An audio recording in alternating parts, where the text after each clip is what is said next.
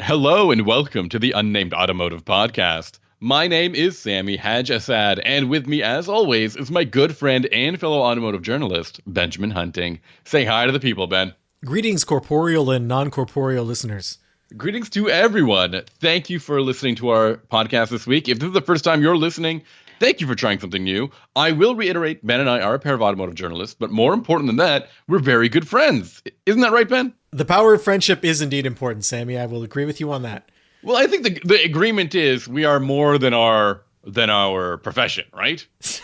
I would hope so. I mean, well, that's what I think is the most important part of the thing that I say there. And friendship, I think, goes beyond profession as well. I'm definitely not professional friends with you. That would be weird and off-putting. With that aside, why don't you tell some of our listeners where you can, or all of our listeners where you can. Yeah, I'll tell everyone where we can find your work. You can find it at Motor Trend, at Haggerty, and at Capital One Auto Navigator. And you can find my work at autotrader.ca, driving.ca, and Capital One's Auto Navigator as well. Ben, we've got some trucks to talk about this week. Body on frame trucks, right? Trucks. Which are, we thought we're going to get, well, nothing was going to really happen to the body on frame truck. Yeah, it was a false alarm. I think Speaking of false alarms, before we get into that, I don't know if people have noticed, we don't usually do news right off the top, but since you brought it up, Ram has canceled the big battery version of their electric pickup.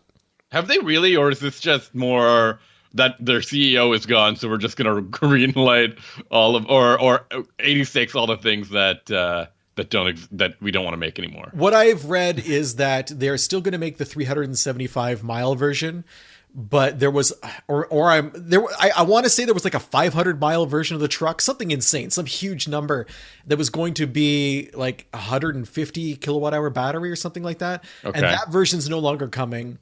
They're just going to make the smaller quote unquote battery version of the truck. Also, I think the REV is been pushed back to 2026. That's the one we actually want, isn't it? The battery, the range extender. So that is a battery electric vehicle that has a 3.6 liter Pentastar under the hood. Oh dear. That serves as a generator. It's like a Chevy Volt if the Volt had like an LS engine. Yeah. To take up the slack, quote unquote, when the battery was done. So that's being pushed back a year. And I have heard that this is less. Who? What's happening? Sammy, who's your sources? My sources are going to remain discreet for the moment, but I have heard they're trying to bring back the 5.7 Hemi in the 1500, the Ram 1500, which to me makes no sense because that new twin turbo i6 is fantastic. Are Rams not selling? I thought Rams were selling. I thought their thing is that they sell. Sammy, I thought Jeeps and Rams sell. Things that sell. Why are they doing? What are they doing? Things that sell can always sell more. Yeah, question mark? Sure. What is that all about? I don't like that one bit. Sell your cars that don't. Fix the cars that don't sell. Don't mess with the cars that are selling well. You know what I mean? Okay, so speaking of cars that don't sell, aren't selling well, you can buy the electric Charger right now, right? Yeah, my local dealership has like a bunch of signs that are like, Charger Daytona, check it out, all electric. And I'm like, they're not in the press fleets. They're not in the press fleets. I don't think we have one yet. What was the last vehicle that was, the last one that I can really remember that was like that was when they brought the second generation Chevy Cruze into the world, and you could go and buy it at the dealership, and like 2 months later it appeared in the press fleets. Like no, I think this is happening more often. At least for Canadians, the Canadian press fleet is always a step behind the dealerships.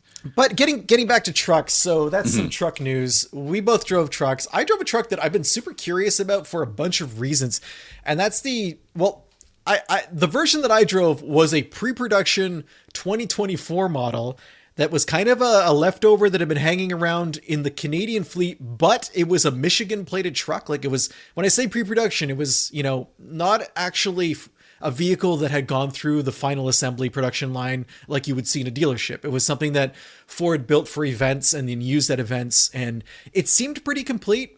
There wasn't really anything missing that I could tell, but it was a 2024 pre-production Ford Ranger Raptor. Okay. Ranger Raptor. Now, this is a vehicle that I think people in North America have been excited about ever since it went on sale in, I want to say, Australia. Yeah, but isn't this a different car than what the Australians got? Well, it's a new generation truck. The previous Raptor that was sold in Australia was on the older platform that we never got a Raptor version of that. We got like the single version with the 4-cylinder EcoBoost engine. This new model, it has a V6. It's an EcoBoost V6. I want to say it's 2.7 liter, but let me double check that because it might even be 3 liters. Yeah, it's a 3 liter, and it puts out 405 horsepower and 430 pound-feet of torque, which feel like pretty big numbers, except for the fact that this Ranger Raptor weighs like 5,300 pounds. Holy moly, that's way too much. How did they make it weigh so much? Isn't half of it a bed? So heavy that it seems to be putting you to sleep, Sammy. Speaking of beds. Sorry. I got hit with a yawn there. Half of it is a bed? That doesn't make any sense. It's not even half of it is a bed. I would say like 1/8 of it is a bed because it has the shortest bed you can possibly imagine. It's the first thing you notice about it, actually. You look at it and you're like, did somebody steal part of the bed? Because there's really nothing here. But I was excited to drive this because while the previous generation Ranger was okay, I always felt the interior was a step behind everybody else, except maybe the older Tacoma. It was clear that when Ford brought this vehicle over from its global market, they wanted to spend as little money as possible because they knew that a next generation would arrive within a few years. And maybe it took a little longer than a few years, but the end result was we got an interior that felt old, that felt kind of out of step with the competition. And it was perfectly acceptable, but not something you would want to pay like lariat money for, which is some people were doing. So I want to go positives first. The new Ranger interior is really pretty good. Okay. That is a big look. The point is you told us what the weakness was in the outgoing model, and the first thing you want to tell me is that weakness has become a strength. It has become a strength. It has decent looking seats. The dash has been completely transformed. You suddenly have details again, like the Raptors come with a lot of red accents throughout the interior. Around the vents on the dashboard for the HVAC, on the steering wheel, there's like a big Raptor graphic on the bottom of the wheel, but there's one of those lines at the center of the wheel as well, like the little band, the sporty band on the leather. And you have some piping on the seats, on the bolsters, mostly the shoulder bolsters. And then there's like where you would have a fifth point on a harness, there's like a red layer on top of the leather on the seat there too. But you get a really nice screen. It's actually one of those taller than it is wide screens, but it's done in the sense, you know how we've been kind of trashing, or not trashing, but complaining about odd shaped screens when we use them with Android Auto, where like Android Auto can't seem to figure out how to make the best use of the screen. So you have like a little square inside a circle, or in the case of some of the taller screens, it's even worse where it's like really compressed up at the top of the screen. And then the bottom is just either icons you're not going to use or blank space. So the Android Auto in partnership with the new Ford screen, it takes up pretty much the whole display. And it actually takes advantage of the height of the display. And I was really impressed. Yeah, it looks good. They're not the only ones. I have a vertical screen in my Outback, and it takes up the full screen as well. But some of the manufacturers don't take the time to do that, and it's frustrating. I don't get it. You know, I wonder if that's on the automaker side or the Android Auto side of things. But I would think it's on the automaker side, because if it was Android Auto, you would have more. It would be everywhere, right? Yeah. Like it would just be like, here's your sandbox. These are the defined proportions of screen real estate you can use. And I don't get that impression.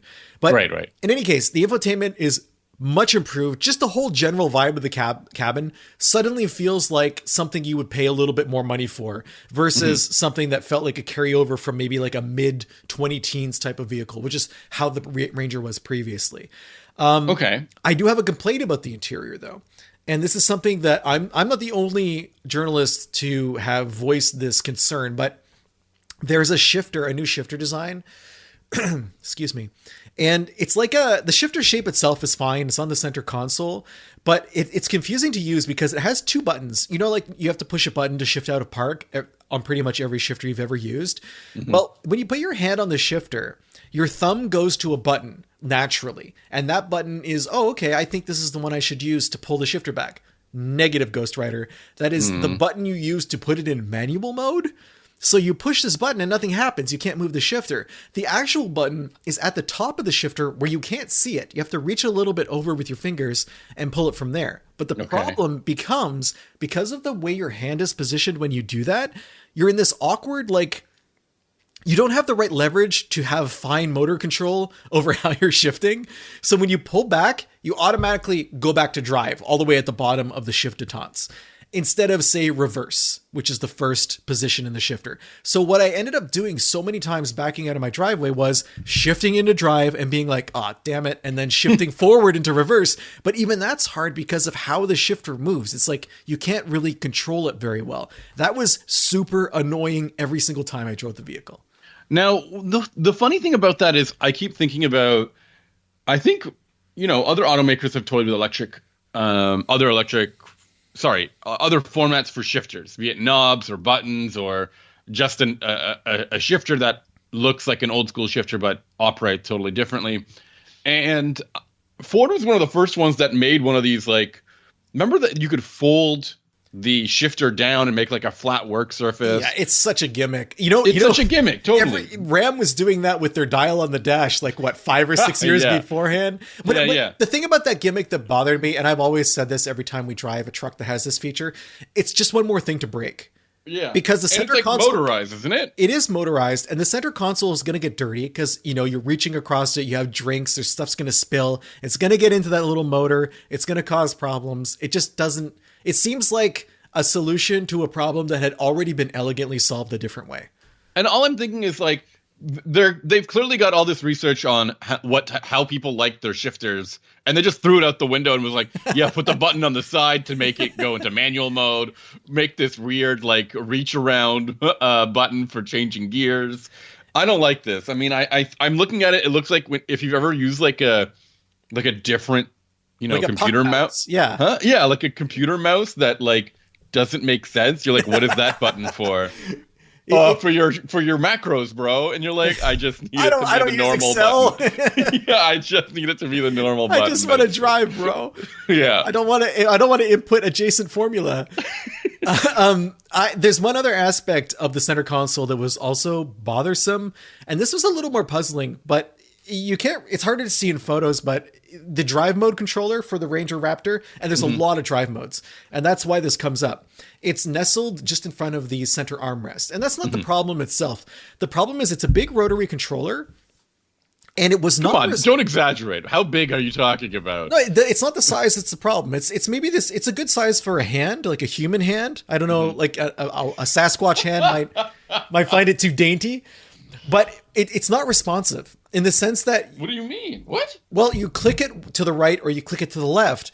And when I would click it on the dash, it rotates which drive mode you're in. But what would end up happening almost every time I did this was I would end up somehow at the very end of the right side or the very end of the left side. It was hard to get it to, like, precisely choose the drive mode I wanted. Most drive modes, when they have a dial, each dial I'm looking at this, yes. So I'm looking at it. The main issue is that there's graphics on the dial, the ring part of it. So it needs to be recentered, like, as a mechanism, right? Like, yeah, it's not recentered. It's not a dial that you turn. Exactly. It's a dial you click with instead of a dial that you turn. That's so useless. So almost once again, all of the research they could have possibly had on ergonomics was like, no, make it spring back to the center. Yeah, and think about all the other off-road vehicles you've driven, or even just vehicles with drive modes. Usually the dial you have a dial with different selectable positions on the dial that light up when you get to them, or at the very least there's something around the dial that lights up when you get to it. Yep. Ford doesn't have that. Ford puts it all in the screen, so linking the mode you want to what you're seeing on the screen is clunky. It doesn't work properly, and I was going back and forth between many different modes because I wanted to try them out, but also because I dealt with a lot of inclement weather while I was driving, and I was trying to find the best possible combination of suspension and traction settings and everything to get through it. And it was really, I would look down and suddenly I'm driving in, like, slippery mode, and I try to go back to normal mode and I end up in, like, rock crawl mode. And these are like the two poles. And then you have to find in between that, you have to find, like, sport mode or baja mode or, like, normal mode, quote unquote. And then there's, like, another drive mode button to the left of that. The button to the left of that You have your automatic start stop. You have like a suspension controller. You have parking brake, which is a very, I don't know what that other button is. The P that's in there. It looks like parking, probably automatic parking or parking. No, there's parking ahead. There's a larger parking brake button ahead of that. There's also like some of the off-road settings that can be accessed through here. Mm-hmm. But you can also do all of that stuff through the screen, so you don't have to worry too much about those. But yeah, it was those two aspects really felt, and who knows, maybe the pre-production aspect of the vehicle somehow played a role in that, but I don't really think it did. Okay. But beyond these like ergonomics, we want to know how it feels to drive. What it does it achieve the look? I mean, this to me, my main concern here is I'm looking at what might be a high-priced yet mid-range pickup truck, and I think those are two things that are difficult to mesh with because it is very expensive, Sami. And I think that's one of the major criticisms we've had with the higher or more rugged versions of the Tacoma, which is already a fairly pricey mid-range pickup truck. But at least this gives you like more horsepower and stuff, right? So I want to talk about the price just to kind of set the table. In the US, the Ranger Raptor starts at $55,000, which is not crazy for like it feels like a lot though. But if you look at something like Tacoma TRD Pro, you're kind of in the same ballpark, and the Tacoma can't match the Ranger in terms of horsepower. Okay. So I do think that it is competitive from that perspective. But in Canada, it starts at $80,000. I don't understand that pricing. I feel like you're way in luxury territory at that point. Mm-hmm. You'd have to really, really want this specific vehicle for off-road purposes in order to convince yourself that I'm going to spend $80K on a Ranger. The regular Raptor in Canada is $109,000. Okay. So it's about half the, not in Canada, but it's another 30 grand. Yeah. So these trucks are very, very expensive in our part of the world. I want to check in the US, the Raptor price. I don't think it's anywhere near that. Yeah, it's $78,000. So the difference is about $20,000 in the US and about $30,000 in Canada. Getting back to the truck itself, it has decent power on paper, but the weight of the truck really, really plays a role. And the tires that are on the truck for the period of time I was driving it made it very difficult to take advantage of that power. So it's supposed to do 60 in something like 5.3 seconds. Oh. It's supposed sounds pretty good for a truck of its size. Yeah. Quarter mile is like 14.1, which isn't super fast. But again, this isn't designed to be super fast. So you're more looking at the 0 to 60 than the quarter for a vehicle like this. But when I was driving it, it was very cold and it was extremely snowy. We got something like 2 feet of snow, 3 feet of snow in the space of 4 days. And the vehicle came on BF Goodrich all-terrain KO3 tires. These tires technically have the 3-peak logo on the sidewall, which means that technically they meet the absolute bare minimum for winter performance, which I think is like stops 10% better or something like that. Off the top of my head, I can't remember the exact criteria to qualify for the very floor of a three-peak snowflake rating. But I can tell you that these tires were absolutely no good in the snow compared to a traditional tire. Like I never got stuck, but in almost all situations, I could feel them spinning.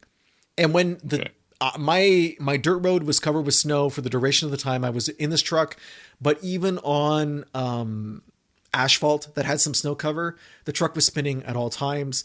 I tried driving it around in 2-wheel drive, and it does. Normally, I don't have any issues with 2-wheel drive trucks in the winter, but I felt like I was leaving so much on the table because of the lack of grip for these tires that I actually put it in 4 automatic and kept it there a lot of the time.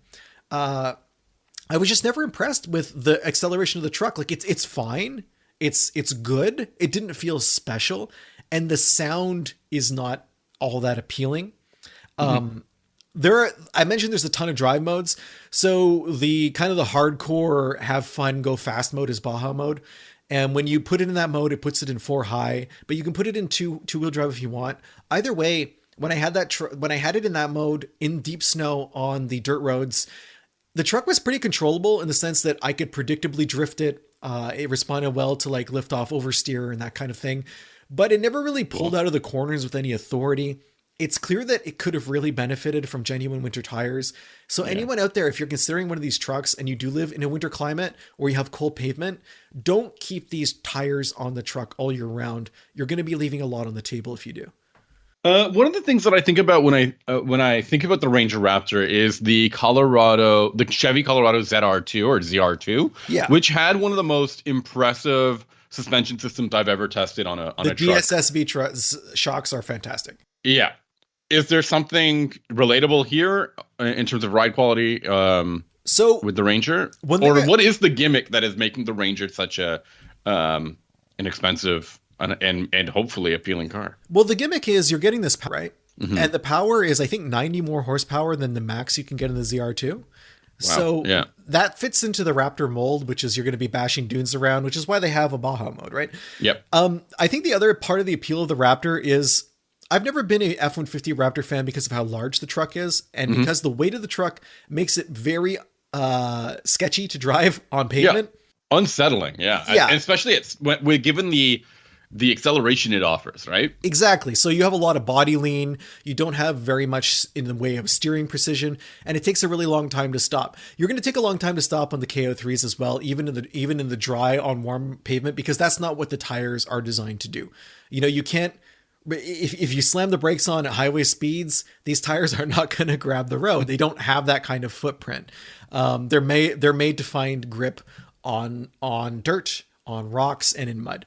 So that being said, it still drives much more comfortably in the real world than a Raptor. I don't think it holds the road as well as the DSSV shocks in a ZR2. But it's not a huge difference. It has 2.5-inch Fox live valve shocks, and there's only so much you can do to keep those civilized without sacrificing what you need them to do on a trail. But I think the interesting thing about this vehicle shares a lot with the with the Bronco Raptor, right? Like the drivetrain is almost identical. The platform is very simple. Similar. So Ford's had a lot of time to kind of work the kinks out, and I think they've done a pretty good job with that. With the Raptor. I never felt like it was going to be out of control at any time. I didn't feel like it was lumbering around on the road. It does feel big, but not huge, like a full-size truck.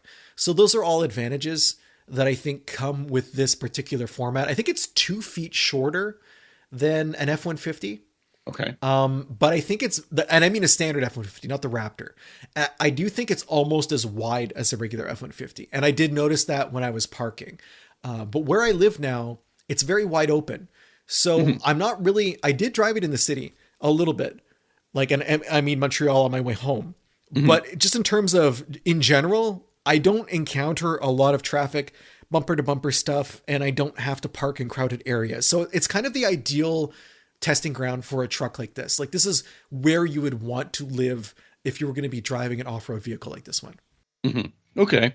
Talk to me about the daily usability of this, because as mentioned, a regular range F-150 Raptor feels a little less usable in terms of daily driving. A lot less usable, I think. So how does this one feel? It's also lighter. Remember, even though it has the same platform as the Bronco Raptor, it's lighter by like 400 pounds, which is quite a bit. And it's quicker as a result of that. Day to day, it's got a tiny bed. The bed is way up high in the air. You're going to struggle getting in and out of it if you're not very tall. I'm like 5'7", and I had to kick. The thing that's annoying is, and this is odd because this is an off-road truck. Off-road trucks should never have side steps ever, because you're going to catch them on a rock and tear them off your truck and do some damage. But my truck had them. And because it's wintertime, all the slush and gunk builds up on these side steps, which means when you get out, you can't step on them because they're covered in snow and ice. So you're going to slip. So you have to step over them, and you have to be careful not to get your pants and drag them across that slush and ice. So really, they're a curse. And I'm bringing this up because if you're going to plan on using these side steps to get in and out of the truck because it's tall, in the wintertime, you won't be able to do that unless you're regularly cleaning them. And cleaning them is going to be tough because it's ice. Like it's straight up built up ice from driving. So day to day, if you need a truck, get a truck that's not an off-road truck. You know what I'm saying? Like there are other versions that I'm going to be driving the regular version of the Ranger in a couple of months. And I'm really curious because I think there's been a ton of improvements made to the platform. And I want to see how it feels when I'm not a customer who's wanting to dune bash with it. That's fair. Overall, though, the thoughts, especially compared, so you mentioned ZR2 has way less power, though a better ride. Tacos, what do the Tacomas have to offer in this kind of space, especially because they're similarly priced, if I recall? There's TRD Pro. There's like, what, 3 different flavors of TRD now? Isn't there a rally version or something like that? What is it called? Oh, goodness. Don't they have like a trail version, but it's like intended to be a high-speed trail version? I can't remember. Let me take a look. Trail Hunter. Oh, yeah. Or is that the car camping version? I can't tell. The problem is there's like 4 or 5 off-road Tacomas now. I haven't driven a TRD Pro. Okay. I've driven the regular one. I did not find, I had all those issues with the drivetrain. Mm-hmm. For as much as I was not super blown away by the Raptor's drivetrain, especially the exhaust note, it was smoother, better than the, I didn't have the vibration problems that I had in the Tacoma. One thing I forgot to mention about the Ranger in terms of driving experience, the transmission it acted kind of weird. It held weird. It held first and second gear a really long time, no matter what mode I was in. Interesting. And I couldn't tell if it was because it was so cold. Yeah. And if it was happening more when I first started out. I couldn't tell whether it got better as it warmed up, but it was enough for me to notice that every time I drove it. It just felt like it would rev up to like 4,000 RPM, 3,000 RPM before it would shift and would hold it there. I don't get why it was doing that. So there might be a setting that I missed somewhere, but in normal driving mode, I don't know why there would be any setting related to where the transmission was shifting. Yeah, I mean, the one thing I was thinking when you mentioned that is about the temperature. I mean, it's been a very cold winter here. Yeah. And we're talking like minus 15, minus 20 C, which is, let me double check that in Fahrenheit for our American listeners, but definitely cold. Feel free to fill this dead air with some musings. No, I mean, minus 4 Fahrenheit. Minus 4. Yeah. I do think it's funny that you're like, just get a regular Raptor or an F-150 or something like that. But I think the point is that you want to appeal to an enthusiast buyer as well. And to me, these vehicles that try to make a performance version of a fairly mainstream model are trying to find a compromise that makes them both livable and interesting or exciting.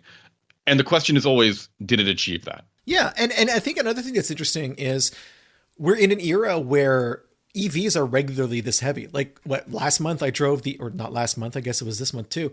I drove the M5, which weighs the same as this Ranger Raptor, right? Mm-hmm. And it had significantly more power. So I think that we're starting to get to the point where massive vehicle weights are being offset by huge torque. And when we get into a situation where that's not the case, it's much more noticeable. Okay. And that's what's happening here. Okay. One last tidbit in terms of like, if you're looking for a dedicated off-road vehicle, I think a Ranger Raptor is a better bet than the F-150 Raptor because a smaller form factor lets you go more places off-road, lets you squeeze down tighter trails, lets you get around corners you wouldn't be able to get around, helps you from sinking into stuff that's soft because as heavy as this vehicle is, it weighs less than a regular Raptor, right? Yeah. So all of these things are positives. And I do think that like in a world where we have to have these kind of vehicles to be competitive, the Ranger Raptor is the form factor that I would pick. I'm not really, we talked last year about how I don't understand the world of heavy duty off-road pickup trucks and how that seems to be just kind of like a hat on a hat kind of thing. I think the Ranger avoids that. I don't think this is a caricature.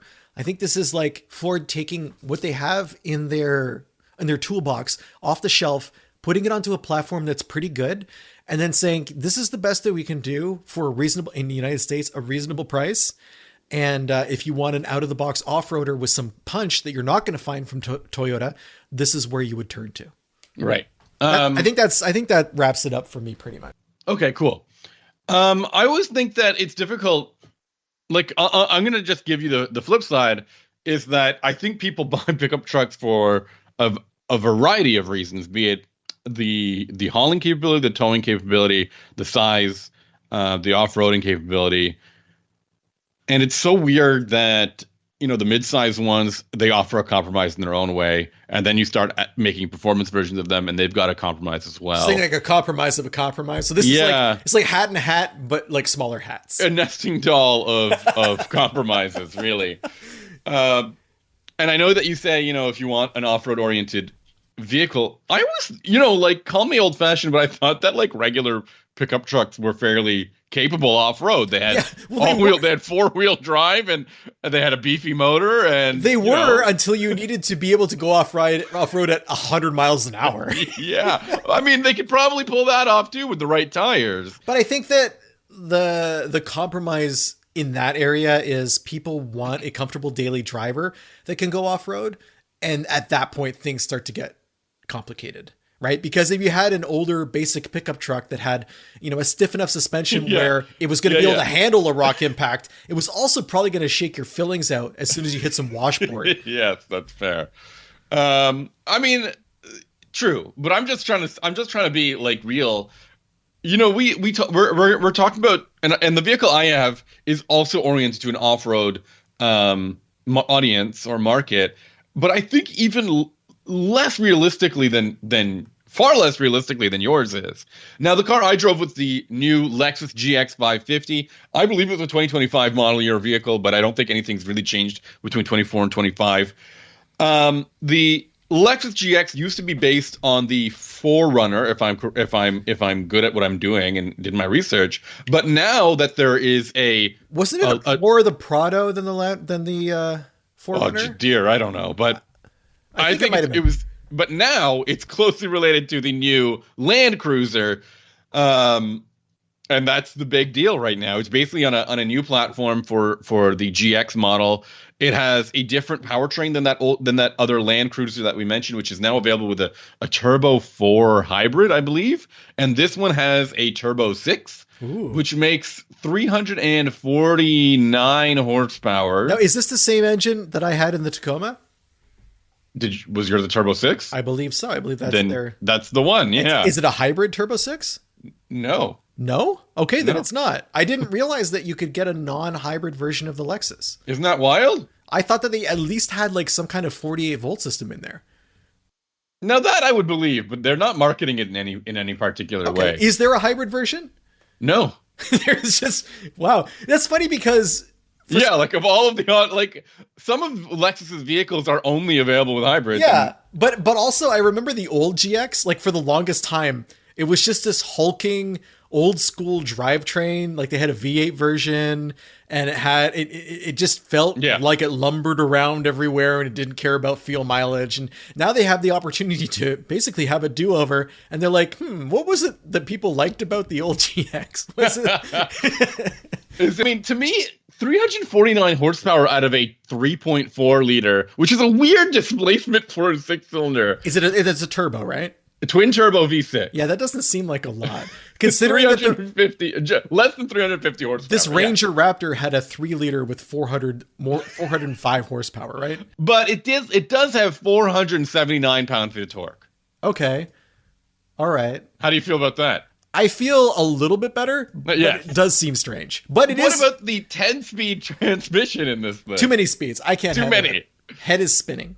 Double digits. But let's talk about off-road oriented vehicles, right? Like, are they supposed to do one thing really well? Are they supposed to do a bunch of things really well? How often should people be off-road? Well, if it's a really Lexus. Not only that, the Lexus GX comes in 6 different trim levels. Same engine in all of them. Same engine in all of them. Okay. Is there like a big boss, like off-road type version? Yeah, there's 2 of them. They're called the Overtrail and the Overtrail Plus. They're like, what's a synonym for over? Plus? Okay, add them together. Over plus trail? No. Over, yeah. So I had the Overtrail Plus, which I had Overtrail plus Overtrail. Yes, I had double Overtrail. Overtrail squared. Yeah. Squared, yeah. They can't do that because, it's a GX 550. And I think the G550 was the G550 squared or G4x4 squared, right? With the portal axles. Yes. This thing starts at $80,000, which is a lot of money. I mean, not if you're a Raptor buyer. No, I guess not. It's about the same amount. The funny thing, of the 6 versions of Lexi GX 550s, 4 of them come with a third row, and the Overtrail and Overtrail Plus versions do not. That's so you can sleep back there if you're camping, I think. I've been looking at the trunk space of this, and I'm like, I can't imagine a third row being in here. It's insane. Is that what you had? You had the Overtrail? Yeah, Overtrail Plus. Okay. Don't forget the Plus. Okay. What does the Plus give you? In terms of functionality? In anything. Hit me with anything. It has a higher tow rating. Okay. No, a lower tow rating. Wait, sorry. what? Lower tow rating. Is that tire related or? No. It's just probably there. Probably equipment related. Okay. I'm gonna look at specific equipment. I have a kick sensor for my rear door. Okay. That will totally never be damaged off road. Yes. I have illuminated door sills. I have second row sunshades. I have heated rear seats. So it's not really plus in terms of the off-road portion. It's more no, like absolutely not. Plus in terms of the interior appointments. Okay, all right, I get it. Massage seats. That's what ruins your tow rating, really. Yeah, of course. And yeah, this is the Overtrail versions add an extra inch of ground clearance, which brings the ground clearance to 9. I had this. 9.6. Why does it 9.84? Now that's important. Right? Yeah, because before it was 8.6. Which is less than the Crosstrek that we have in our driveway here. And but 9 more, is on that? But more, I think, than the Toyota Land Cruiser, right? I think so. Which was like 8.4, 8.6 or something. Major issue here with a GX is it's got side steps. Okay, we were just talking about that. Which we were just talking about. So if you do anything really off-road oriented, those things are going to get dismantled and damaged. And I imagine that repairing Lexus body parts is not a fun experience for your wallet. This is, I mean, the more I drive this, the more I think about the Land Rover Defender. Okay, that's not a bad thing, though. I think those two are direct competitors right now. And the more I think about how the different approaches were taken by these two automakers, I think the Defender is probably a more simplistic vehicle in terms of its exterior or its mechanics, in terms of its capability off-road. I think it also features the option to get an air suspension, which adds even more ground clearance, bringing it up to 11 inches of ground clearance, which is a good chunk more than the 9.84 here. And I think the difference is that the interior of the Lexus is a little bit more user-friendly. It's easier to get to grips with. The infotainment system is I think Toyota's done a really good job of revamping Lexus and Toyota has done a really good job of revamping their infotainment systems. Yeah, they went from being very not competitive at all, like with Entune, to something that's a lot more usable. Yeah, I remember the touchpad and the joystick and the haptic feedback. It only took a decade, but they got the picture. Yeah, and I really think that the powertrain here is pretty good, but I've been pretty impressed with what JLR offers on the Land Rover. Yeah, the i6 is a great engine. I always feel so bad that there are so few arenas where I think JLR products come out on top, but they're like niche, right? Like they have to be in their own world where they can be appreciated. And I think this is one of the few areas where a JLR product comes out and can hang with an offering from a really big automaker like Lexus. Now, a follow-up to that, I want to know what you think about just the visual impression made by the GX versus the Defender, because I think the Defender's styling is perhaps its greatest asset. Yeah. And I don't know if the GX, I think the GX is fine looking, but I don't know if it has that same level of style. Yeah, I think they're all approaching the G-Wagon-esque boxes on boxes look. And I think that the Defender probably does it the best. There's a weird, disproportionate area of the GX. It doesn't look super sharp from some angles. And the hood area looks kind of squashed in comparison to the cabin area. And I think in motion and in person it looks way better than it does in photos, which is an awful thing to say on a podcast because you get neither of those things. But the exterior, it just has presence. I think that's the only thing that you can say about these big boxy SUVs. but I think the Defender takes it in this regard as well. And the one thing that I will appreciate about, I said, the interior of the Lexus is where it comes together. Nicer interior, better infotainment system, more appointments, easier to use, tons of space for the 5 passengers in this Overtrail model. And those are the biggest assets that I have here. The powertrain is also, it feels good. Like it's not powerful. That's clear. It's fairly loud, which is, a given. With the body style of this thing, you're getting a lot of wind noise. The Overtrails also come with all-terrain tires. Now, I have winter tires on mine, Blizzaks, in fact. There you go. Which changed the dynamic of the vehicle entirely, but were also fairly loud on the highway as well. My major concerns with the Lexus GX is the ride quality, especially in this Overtrail model, which is supposed to be stiffer for off-road. Like, not like off-road like you're off-roading in the Ranger, which is like that high-speed Baja style. Yeah, but you more have like that ride height increase that you have is going to, murder your ride quality. Really murders the ride quality. And, I'm usually a proponent of that feeling of wafting over, speed bumps, cracks in the pavement, that sort of thing. This one does not do that. It stutters. It shudders on those elements and just is it like a crash bang kind of thing, or is it not totally a crash bang, but it feels very Wrangler-esque or Gladiator-esque, in which the whole cabin just feels that hit. You know what I mean? Yeah, I do. And that means as a luxury vehicle, it's really difficult to recommend because you want something that's a little bit more effortless in the way that it traverses down the road. But when the snow comes, it does feel like you're floating over snowbanks, and I had no issues in the snow. Like I found it to be insane how effortless it was in that area. Now, 2 questions for you. Hit me. The first is, how does this compare? You're talking about what you want out of a luxury vehicle. Mm-hmm. How does this compare to the larger Lexus LX?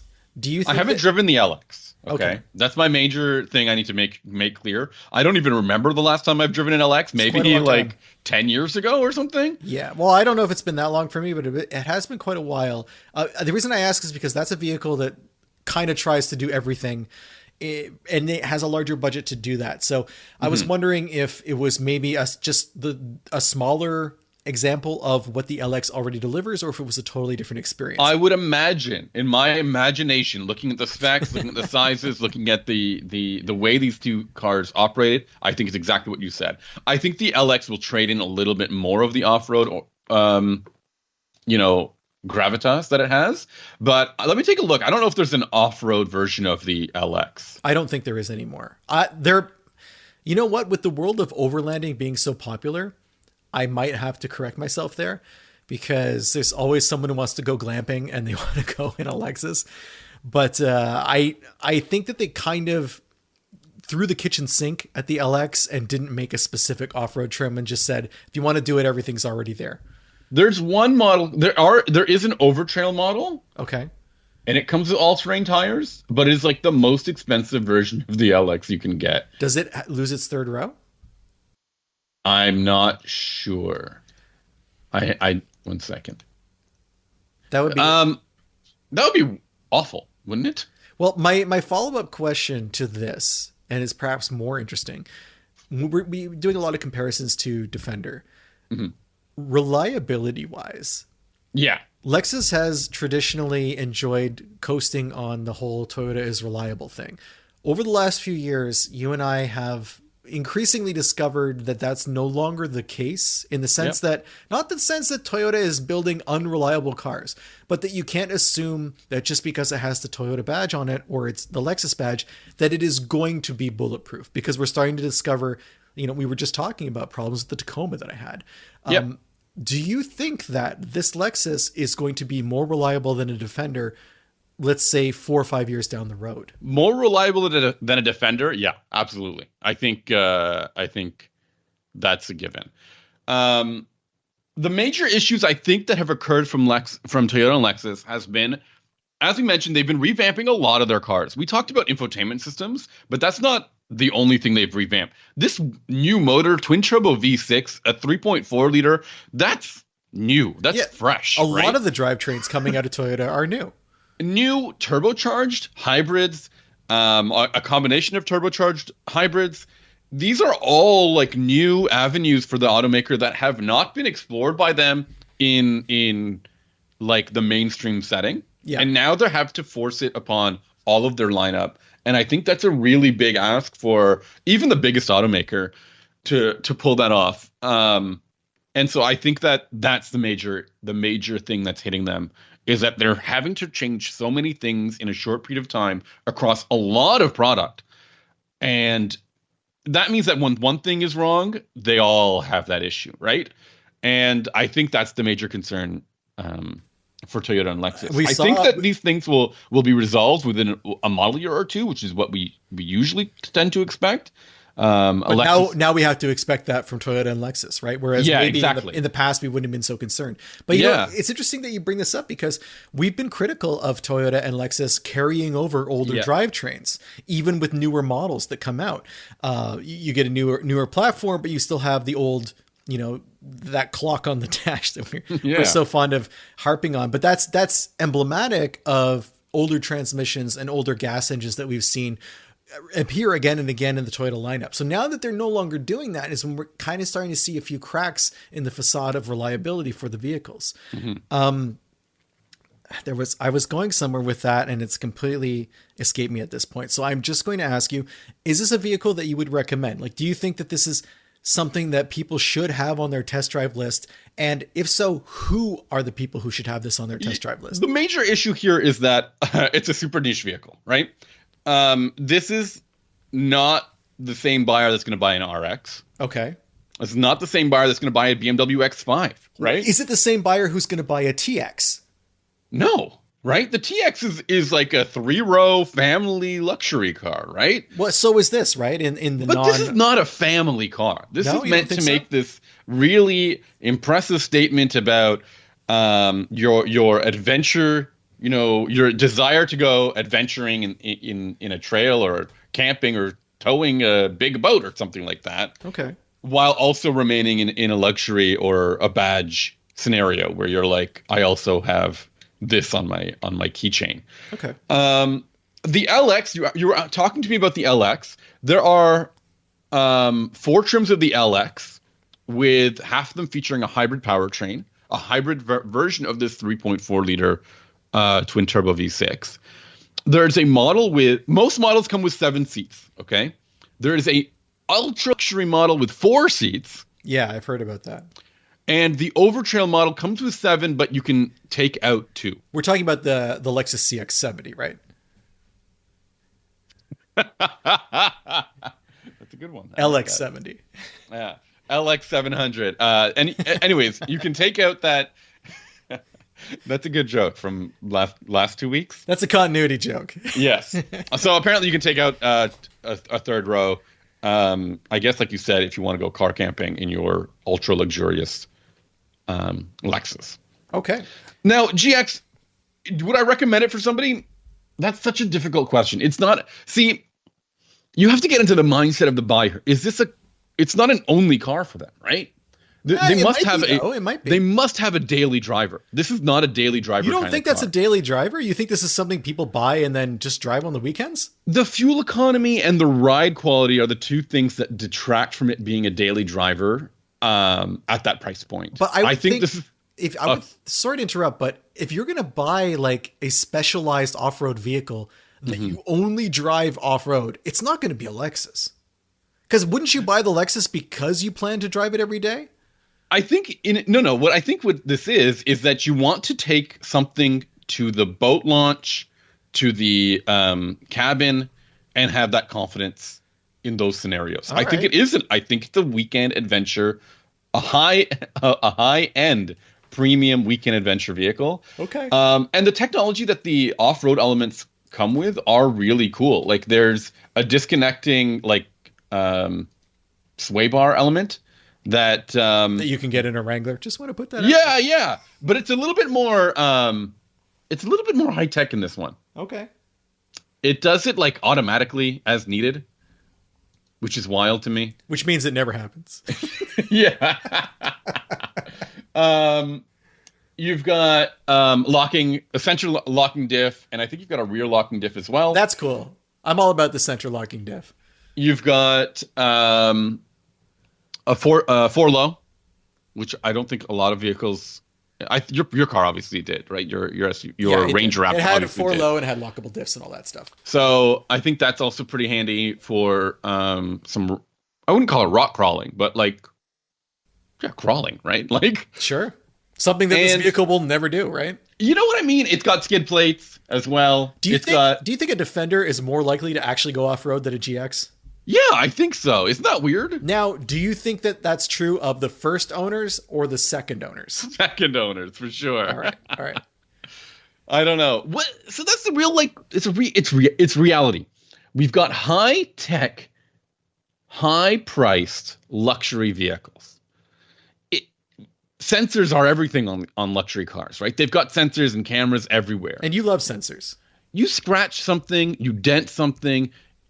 It's a pricey repair, right? A squirrel runs into your back bumper, opens up Sure. your hatch, all your coolers fall out. Total chaos.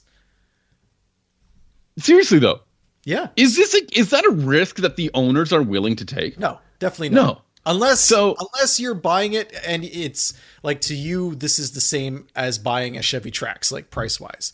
In that case, those buyers your do net exist. worth is capable of that. Yeah, those buyers do exist. Are they buying a GX? Maybe for their like son or daughter when they graduate from college. I don't know. Holy moly. You know? Speaking of coolers everywhere, there's a button in the armrest that says cool box. Nice. And I imagine that just bumps air conditioning into the armrest. I remember when we met, you said that to me and I slapped you. I do remember that.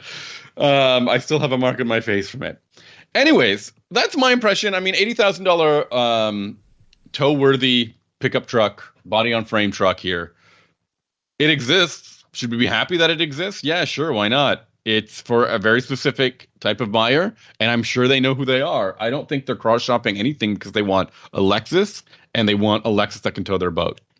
If you want a Lexus that can tow your boat, Sami just told you which one to buy. But if you want to buy maybe something else that's not a Lexus, or you don't have a boat to tow, or you don't plan to go off-road, we have almost 400 episodes now at this point where we talk about pretty much every car that's ever been created for the past 8 years.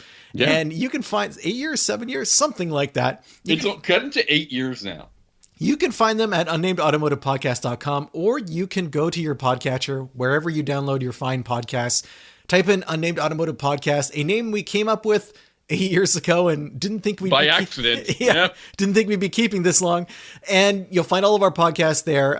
They're always free to listen to. You can also find us online, as I mentioned, at the website, or you can find us on social media if you want to get in touch with us. I'm usually on Blue Sky these days at Hunting Benjamin. Sami is on Blue Sky as well, even though he's not really on Blue Sky. He is at Sami dash ha, like you're laughing. Yep. If you go to Instagram, you can find us both there. Not sure for how much longer, but we are there at Hunting Benjamin again. And Sami has made things confusing at Sami_ha, like you're laughing. Or, that's right. Or email us the old fashioned way, benjamin@benjaminhunting.com, if you don't want to use the contact form on our website. What are we talking about next week? Oh, wait. Next week, something's happening. Next week, I'm actually going to visit Sami, which means we won't be recording. Isn't that weird? Wouldn't it seem like we would be able to record because we're going to be together? That's not how technology works, unfortunately. Next year is Lunar New Year, and I'm going to be celebrating that. So we're going to be taking the week off. The week after that, though, I'm going to have a couple of vehicles to talk to you about. The Genesis GV80, which is not the GV80 coupe that I drove a few months ago, but very similar. And I'm going to have a counterpoint to what Sami talked about last week. I'm taking the road trip to Toronto in a Mazda CX-50 hybrid. So I'm going to get a really, really long experience behind the wheel and see just how frustrating that infotainment system really is and what the fuel mileage situation is like over the long term. And I'll be driving a BMW X3 as well as the Toyota Crown Signia. Only a all-new body style and nameplate for the automaker, but loaded with all sorts of new technology as well. So we're going to be talking more about Toyotas and whether or not they should have revamped everything or just kept everything the same. All right. Thank you for listening, everybody. Thank you, everyone. We'll see you later.